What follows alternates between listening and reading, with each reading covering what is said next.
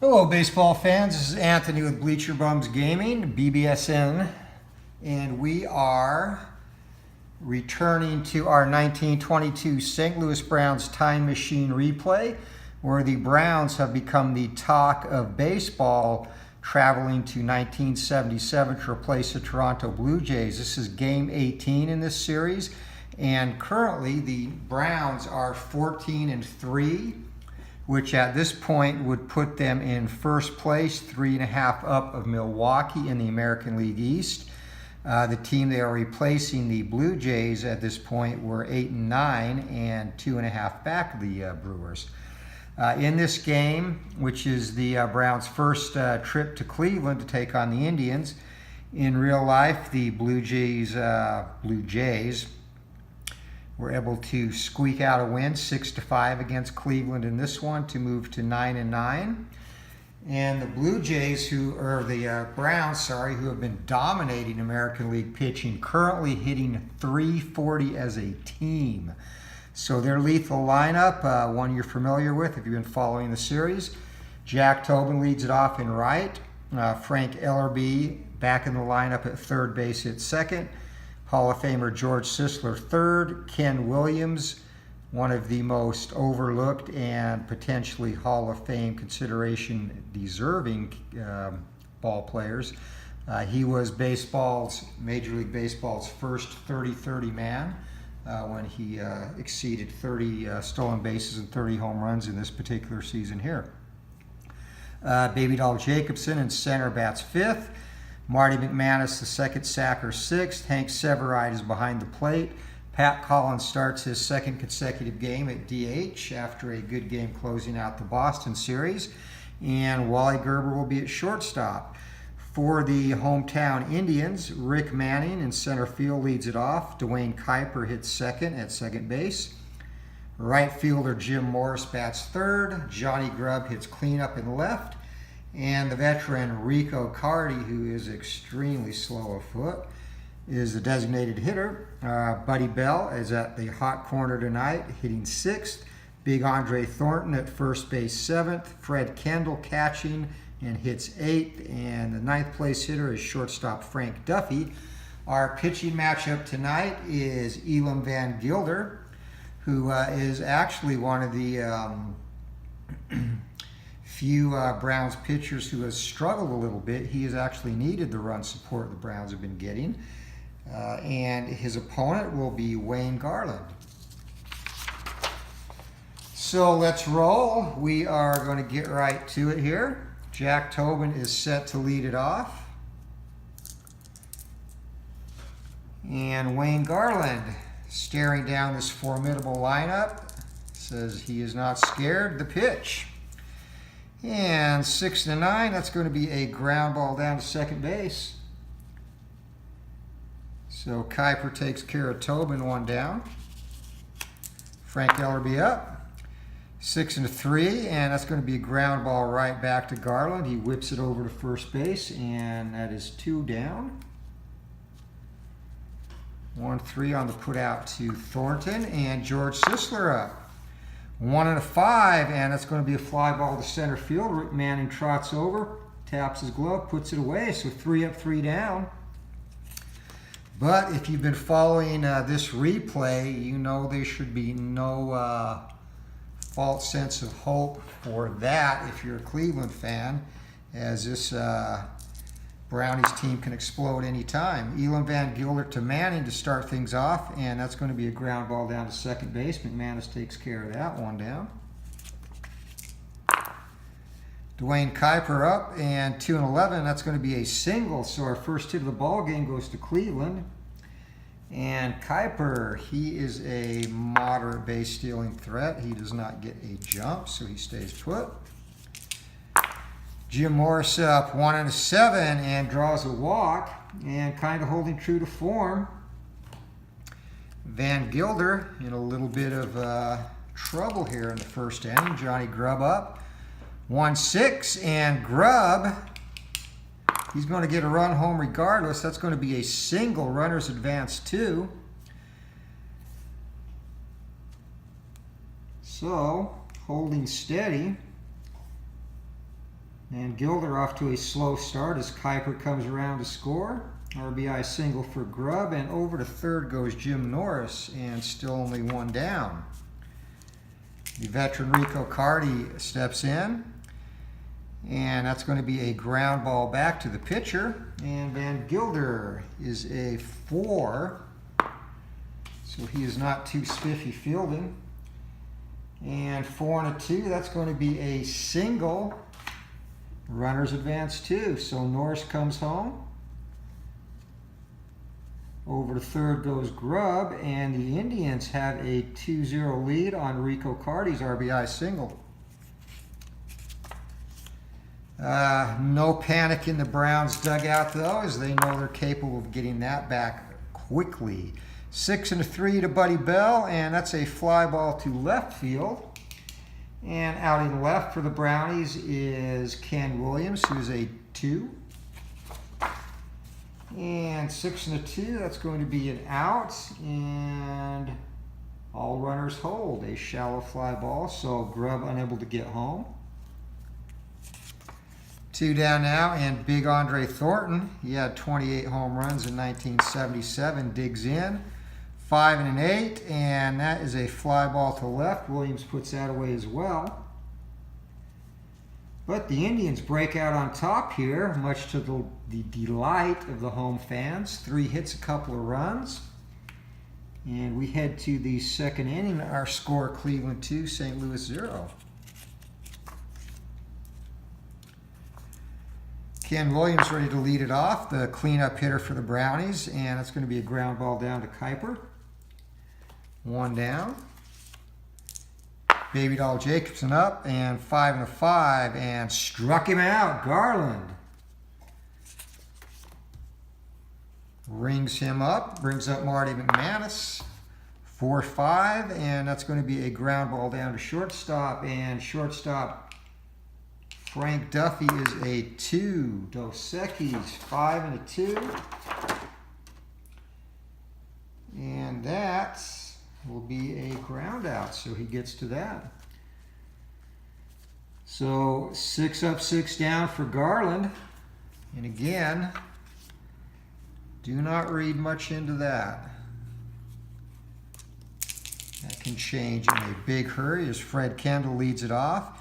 And 5 and a 6, Van Gilder has been hitting that 5 column on his card. That is not good for him. And that results in a leadoff single for Kendall. And the slow-footed catcher is not going to, I guess I do have to roll. Needs a 2 to try and steal. Thankfully for him, he did not get it. Frank Duffy up. He's going to swing away, and 1 and 7 is going to be a ground ball down to Ellerby. Whips that over to McManus and over to Sisler. Twin killing 5-4-3, and just like that, 2 outs. That's one very overlooked, I should say, piece of this Brownies team is they were pretty solid defensively. And in this replay, they've gotten out of predicaments several times with their defense. 5 and a 9 to Manning. That's on Van Gilder's card. That'll be a pop-up to first base. Sisler puts that away. So the leadoff single is erased on the double play, and we head to the top of the third inning. 2-0 Cleveland over St. Louis. Hank Severide, bottom third of the order, up against Garland. 4 and a 7, and that's going to be a walk. So the Browns have their first base runner. And that's how these horror movies always start. Severide is not going to try and steal. Pat Collins steps up, designated hitter in this one. And 4 and 11, and that's going to be a fly ball to left field. And out in left we have Johnny Grubb, who is a 2. And 10 and a 2, and he'll get to that, put it away. Back to first base goes Severide, 1 down. And shortstop Wally Gerber up. And 4 and a 9, and that's going to be a single, so the first hit of the game. And with 1 out, and Severide is a 10, he's going to play station to station. Because that lethal top of the order is coming up, and Jack Tobin will be the next batter. Tobin A .331 hitter in 1922 gets a 4 and a 10. It's a ground ball down to shortstop. And once again, Duffy is a 2, 3 and a 2, and that is going to be, gets to that in the hole, can only go to first base, runners advance. So no DP on that. 6-3 goes Tobin, and the Brownies now with 2 down have runners at second and third. And again, if there's one hitter you want to face in this situation, it's this guy, Frank Ellerby, the weakest bat in the lineup. And that's going to be a ground ball down to third base. And up with that is Buddy Bell. Whips it over to Thornton, and they are out of the inning, no damage. So the Brownies get a hit, but they cannot crack the scoreboard. Heading to the bottom of the third inning, 2-0 Indians. And Dwayne Kuiper steps in against Elam Van Gilder. And 4 and a 3, he's going to draw a walk. So Kuiper to first base. He needs a 4 to steal. Nope. Brings up Jim Norris, who walked and scored in the first inning. And 5 and an 8, back to that 5 column. That's going to be a fly ball to left, though. Williams puts that away, 1 down. Johnny Grubb up, and Grubb knocked in the first run of the game, 3 and a 5, and he's going to draw the walk as well. So Van Gilder now has issued 3 free passes, runners on first and second for Rico Carty. Veteran slugger eyes his opponent on the mound, 1 and a 5, and Rico comes through with a single. And 16 for Kuiper to score. He's going for it. They're making a play at the plate, and he is in there with a third run of the game for the Indians. And that means over to third goes Grubb, and Rico Carty the RBI. And just missed a home run on that. So runners at the corners now, 1 down. Buddy Bell up. And the pitch, 4 and a 6, and that's going to be a ground ball down to shortstop where Wally Gerber is a 2. And 14 and a 2, that's going to be a 6-4-3 double play. So Van Gilder has been the recipient of 2 key double plays thus far, but the Indians tack on another run. We're heading to the top of the 4th, 3-0, and trying to pad that lead as they know it's very necessary against this crew. George Sisler, .420 average in 1922. Trails only Rogers Hornsby in the modern era. Hornsby hit .424. 1 and a 10, and that's going to be a ground ball down to his counterpart at first base. Thornton puts that away, 3 unassisted. And 1 down. Ken Williams up. Williams digs in, 44, and that's going to be a ground ball down to Buddy Bell at third. And 6, and Bell is a 2. So 6 and a 2 for third base, and he's going to get to that and makes a throw across the diamond to retire Williams, 2 down. Baby Doll Jacobson, given his nickname by a female spectator who said, "Look at that baby," after he got a prodigious hit in a minor league game, 1 and a 7 to Jacobson, and he's going to get a hold of that one. And he does what the Brownies do best, the most exciting play in baseball, a 2-out triple. So Baby Doll 90 feet away from getting the Brownies on the board, and Marty McManus, .312 hitter, 1922, steps up. And that's going to be a 3 and a 6, and that's right in his sweet spot, a run-scoring single. And that makes it 3-1. And we've seen it before, even with 2 outs, they will rally and put 4 or 5 hits together. 5 and a 5 to Severide, and struck him out. A big strikeout for Garland.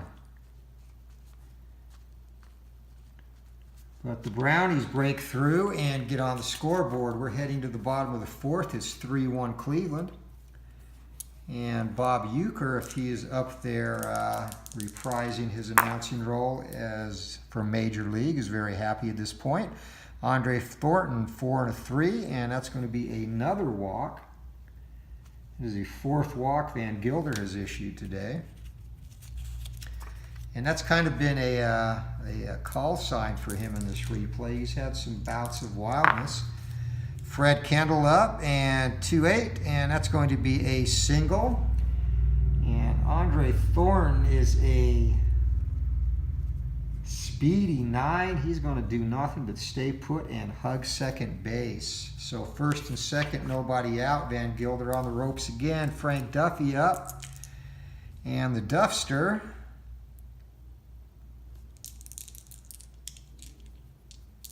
And we are going to go hit and run here.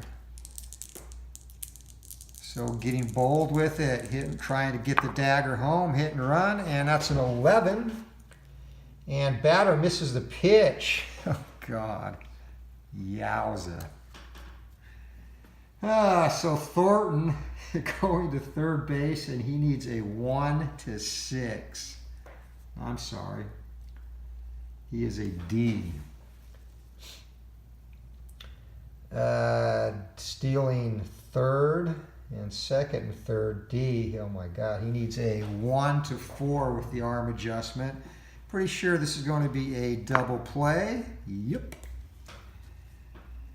So, Kendall is on second base, and Thornton is caught stealing, 1 down. Frank Duffy draws the ire of his manager for that terrible swing. Here comes a pitch. 1 and an 8, and to add insult to injury, pops it up to second base. So what started very promising is now threatening to whimper and peter out for the Indians. 2 outs now, runner on second base for Rick Manning. 3-7, and that's going to be a more than likely single, and it is. So runner only advances 1 though, so over to third goes Thornton. I'm sorry, over to third goes Kendall. Thornton got thrown out. And a 2-out single by Rick Manning. Runners at the corners for Dwayne Kuiper.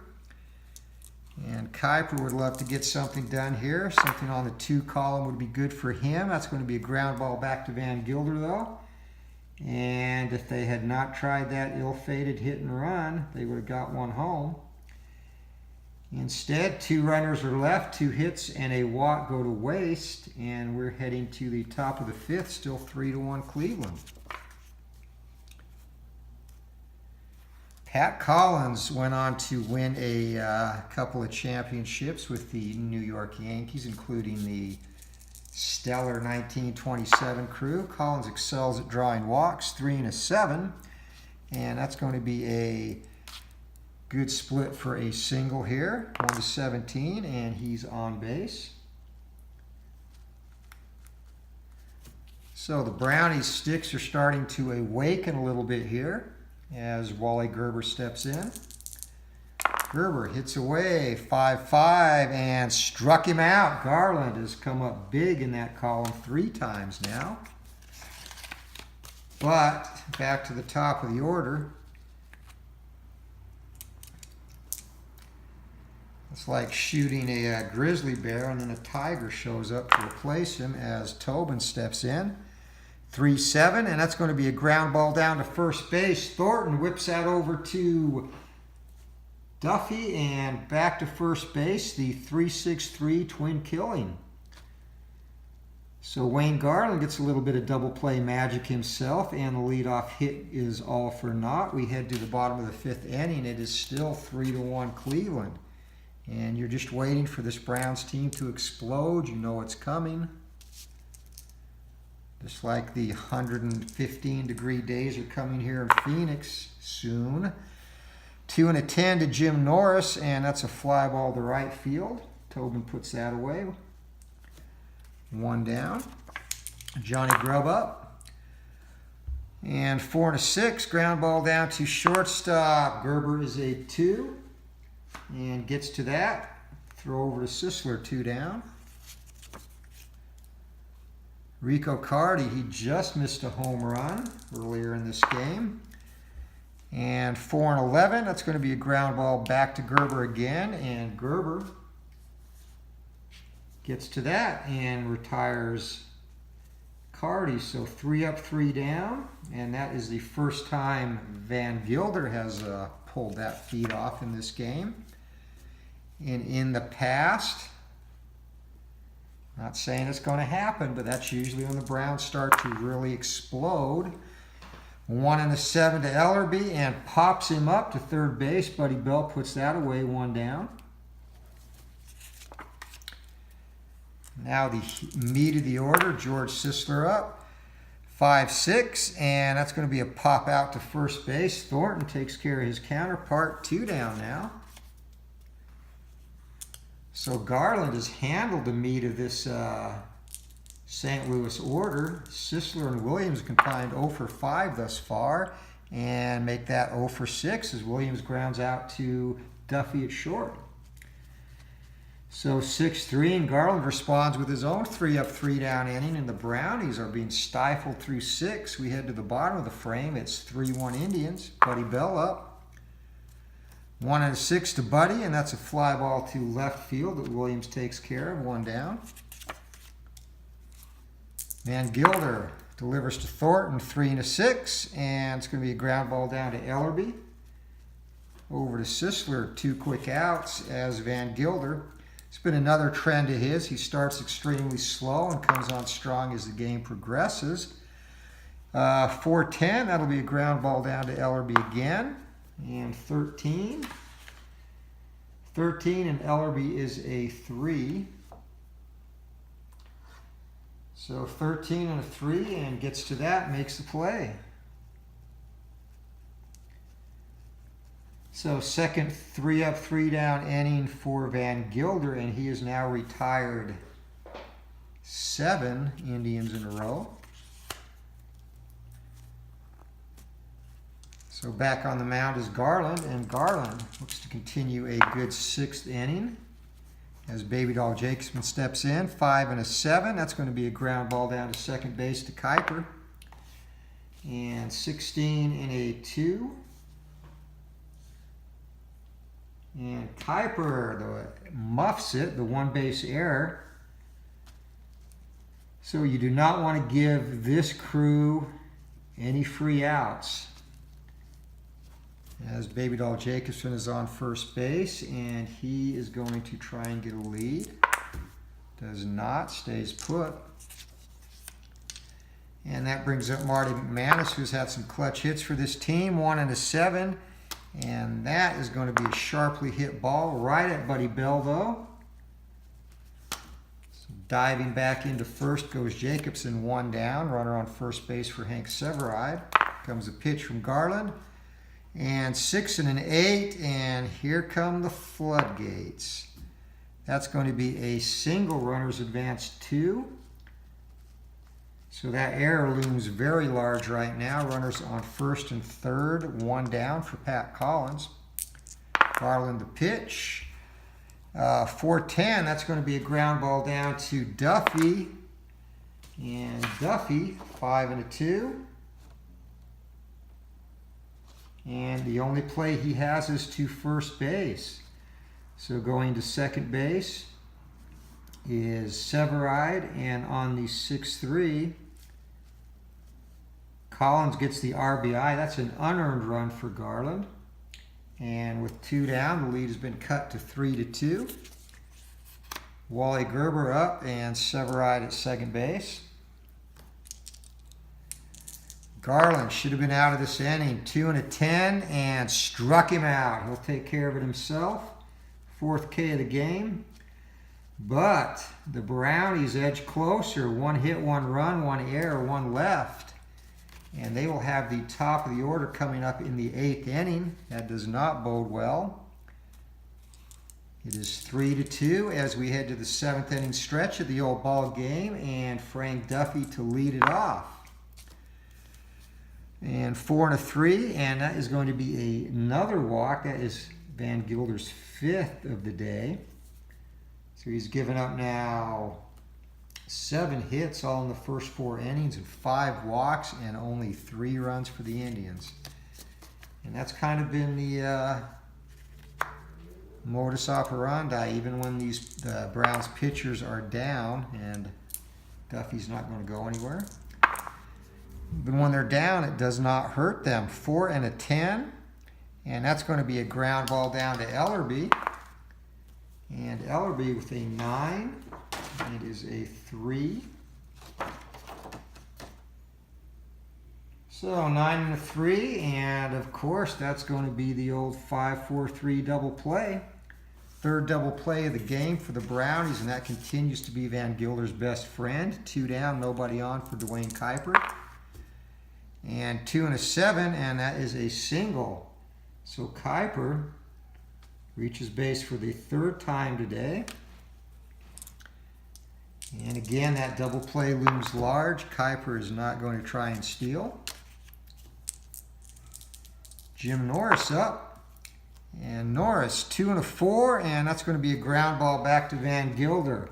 Stabs it, flips it over to Sisler, and he is out of the inning. 1 hit, a walk, 1 left, and we are through 7. It is 3-2 Cleveland. And out in the Indians' bullpen,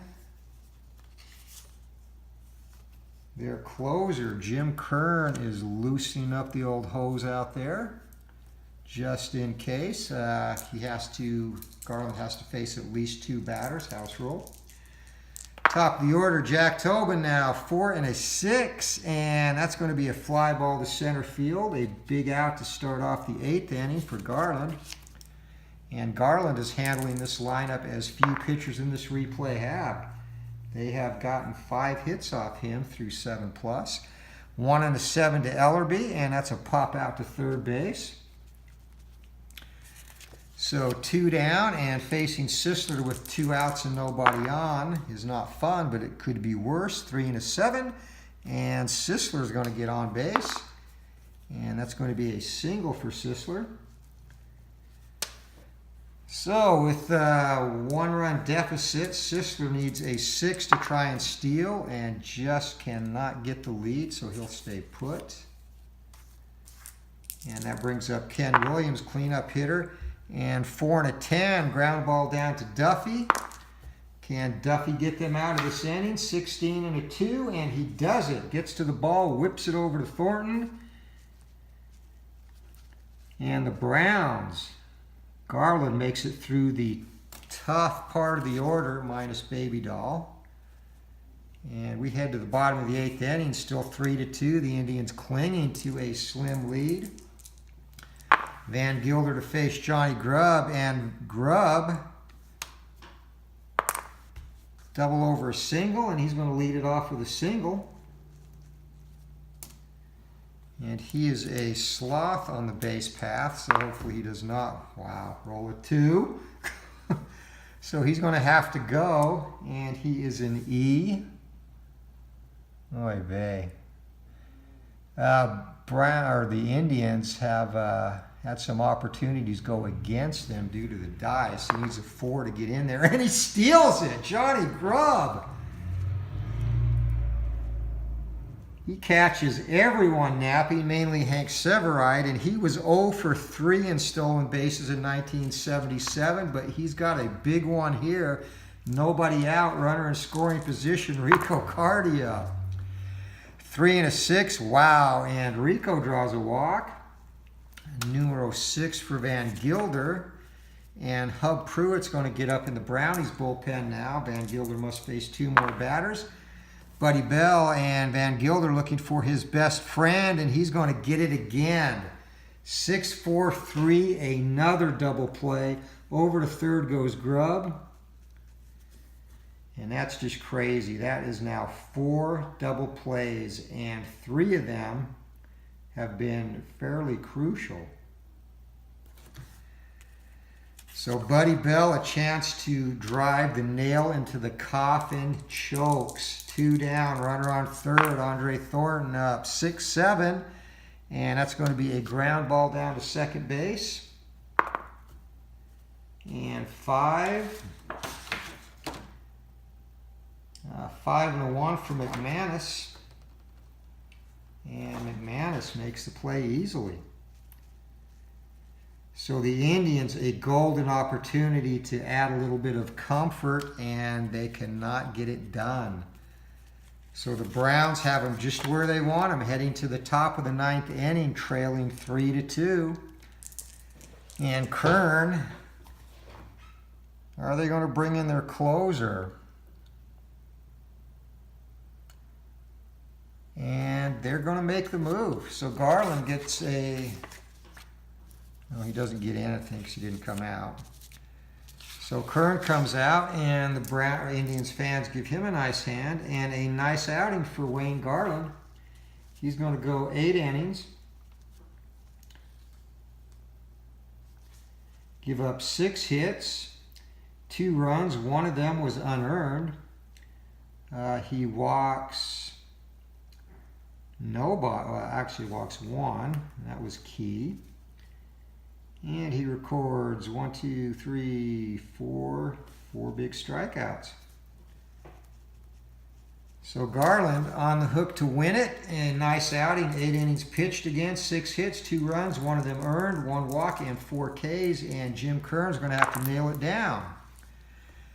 5 8 struck him out. So Kern comes out of the bullpen, gets a huge strikeout. Baby Doll Jacobson flailing away at that slider. Marty McManus up. Here comes the pitch, and that's going to be a ground ball down to shortstop, and Duffy takes care of that. 2 down, and the Browns' winning streak is in jeopardy here. So after taking 6 of 7 against the Yankees and Red Sox, they're in danger of losing the opener to the Indians, and the pitch to Severide pops him up, and circling under that is Duffy.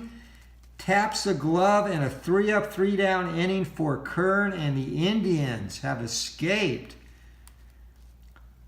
holding this lethal lineup to a paltry 6 hits and 2 runs. Outstanding work on the mound by Kern and Garland. And the opener of this series is in the books, and Wayne Garland is going to get the win, Van Gilder the loss. So the Brownies, 2 runs on 6 hits, no errors. And the Indians, 3 runs on 9 hits, 1 error. They also drew a boatload of walks, but does not matter that they didn't capitalize on that opportunity. They got the win. So the first game of this series, game 18 in this 1922 St. Louis Browns Time Machine replay, is in the books. A 3-2 victory for the Indians. And player of the game, you got to give it to the Indians starter, Wayne Garland. He shackled this powerful lineup, and in fact would have only given up a single run had it not been for a key error in the 7th inning. So Wayne Garland, player of the game. Indians winners of the first game of this series. Thank you for watching, and until next time, keep rolling for the fences. Have a good night, all.